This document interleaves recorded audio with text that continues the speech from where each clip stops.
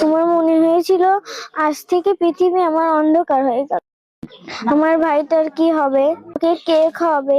ও bathroom করলে ওকে পরিষ্কার কে করে দিবে? ও তো করতেও পারে না। মা যদি বেঁচে থাকতো তাহলে আমাদের কত আদর করতো। আসলে মায়ের সাথে তো কোনো কিছুরই তুলনা হয় না, কিন্তু তারপরও এখন এই ভাইটাকে তোমাকেই দেখতে হবে, ঠিক আছে? এখন তুমি এই যে ছোট মানুষ না, কিন্তু তোমাকে অনেক বড় বড় কাজ করতে হবে।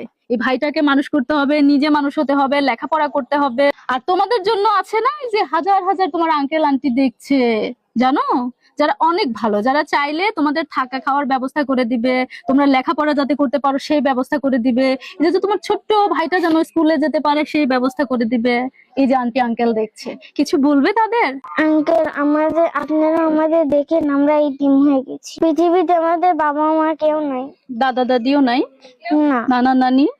না। ইস, সত্যি কিছু কিছু ঘটনা সিনেমার গল্পকেও হার মানায়। বাস্তবতার কাছে জীবন কখনো কখনো এতটা থেমে যায়, এটা আসলে ভাষায় এক্সপ্লেন করা যায় না। আমি ওদেরকে দেখেই প্রথমে ভাষা হারিয়ে ফেলেছি। কি বলবো, সদ্য মাকে হারিয়েছে যে মেয়েটি ছেলেটি, তাদেরকে কি ভাষায় সান্ত্বনা দেব? আর তার বাবাকে তো হারিয়েছে অনেক আগেই। এই সময় কি সান্ত্বনা দেওয়া যায় বলেন তো ছোট্ট কোমলমতি দুই শিশুকে? দেখেন তো, এখনো সন্ধ্যা হলে মায়ের কথা মনে পড়ে, এখনো মনে হয় চারদিক থেকে কোথাও না কোথাও থেকে হয়তো মা ডাকবে, হয়তো মরিয়ম বললে জোরে চিৎকার করবে, হয়তো ইসমাইল বলে কাছে টেনে নিবে ছোট কলিজার টুকরো সন্তানকে। কিন্তু হায়, পৃথিবী থেকে মা যে চিরতরে হারিয়ে গেছে, আর কোনো দিন আসবে না। প্রিয় দর্শক, ভিডিওটি শেয়ার করবেন। আর এতিম দুই ভাই বোনের দায়িত্ব কিন্তু আপনাদের। আসুন আমরা সবাই মিলে ওদেরকে সুস্থভাবে বেড়ে ওঠার ব্যবস্থা করে দেই, যাতে করে ওদের পড়ালেখাটা নিশ্চিত হয় এবং ওরা যাতে একমুঠো খাবার খেতে পারে। ওর বাবা মা এমন কিছু রেখে যায়নি, এই যে দেখেন ওদের বাড়ি ঘরের অবস্থা।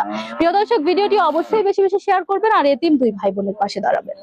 দেখো, এখানে সবাই তার মার কোলে উঠে বসে আছে এবং মায়ের আঁচল ধরে ধরে দাঁড়িয়ে আছে। তোমার কষ্ট লাগে তখন? হ্যাঁ। কি মনে হয়? আমার যদি মা থাকতো তাহলে আমি মারা ধরে দাঁড়া থাকতাম। কই গেছে তোমার মা? মারা গেছে 27 দিন। 27 দিন আগে তোমার মা মারা গেছে। কি হয়েছিল? মা স্টক করছিল।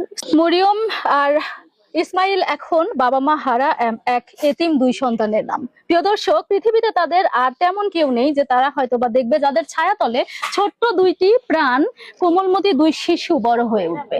অত্যন্ত দুঃখের সাথে জানাচ্ছি যে কিছুদিন আগেই মারা গেছে তার বাবা এবং মাত্র 27 দিন আগে মারা গেছে এই ছেলে মেয়ে দুইটার মা। এখন তারা কার হালে থাকবে বলেন তো? কে দায়িত্ব নেবে?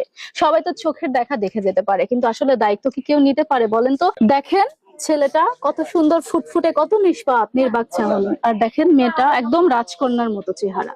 অনিশ্চয়তার মধ্যে ভুগছে ছোট্ট ছোট্ট দুই শিশু। কতটা হৃদয় বিদারক একটি ঘটনা, বুঝেছেন দর্শক? জেনে আমি অবাক হয়েছি এবং অত্যন্ত কষ্ট লেগেছে যে ওদের নাকি বাড়িতে রান্না হয় না আজকে 27 দিন ধরে। কে রান্না করবে বলেন তো?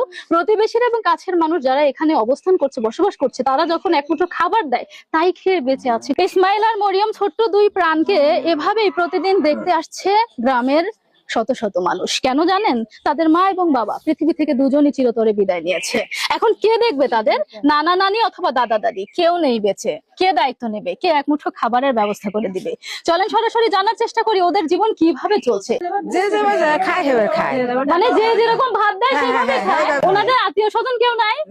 বর্তমান তো কেউ নাই, তাছাড়া খালি যেটারা আছে। হ্যাঁ, ওটা পেট থেকে মরছে। মানে এই বাচ্চাটাকে পেটে তুলে পেটে থেকে বাবা মরছে, মারা গেছে। হ্যাঁ। আচ্ছা, আর এই কিছুদিনে 27 দিন আগে ওর মা মারা গেল। মা মরে গেছে, মা আমরা এসে দেখি যে উস নাই, কিছু নাই, একবার অজ্ঞান রয়েছে, হাসপাতালে নিয়ে যাওয়া আর ওই আত্মা মারা গেল।